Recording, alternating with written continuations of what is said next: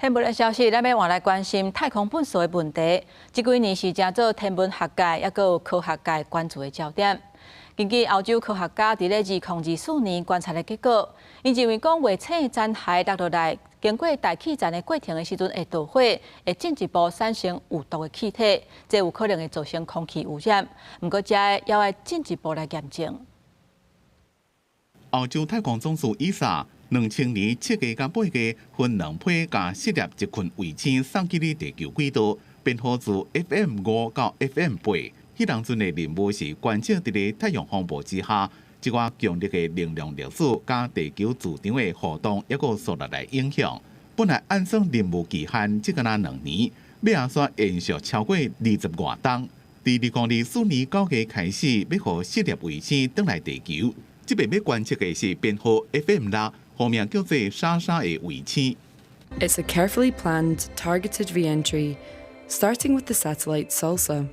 Most satellites re-enter Earth's atmosphere in an uncontrolled manner. They are switched off at the end of their mission and left to gradually give in to Earth's gravity and burn up in the atmosphere. 因果若互太空残体家己落来，万一若射到人多的所在，效果是真严重，所以就要先设定伊落来路线，可以拄好落伫咧选好的地点。Due to the satellite's big orbits and the influence of the Sun and Moon's gravity on the spacecraft, the closest point to Earth can vary by dozens of kilometres from one orbit to the next. This creates big jumps in the altitude, which we can use to target when SALSA crosses the threshold where satellites burn up, about 80 kilometres above the surface.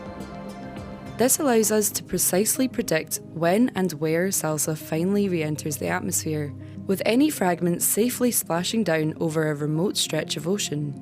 莎莎卫星重新登来大气层的区域，是伫太平洋的东南方海域。负责观测的科学家对智利外海户外节岛坐飞机起立，以个可见光的方式，实地观测卫星分解、焚烧到射落过程。专业的太空新闻网 Space.com 报道，科学家侦测到的残体成分包括锂加氯等金属元素，也有硝酸钾，其中氧化铝的成分上互人担心。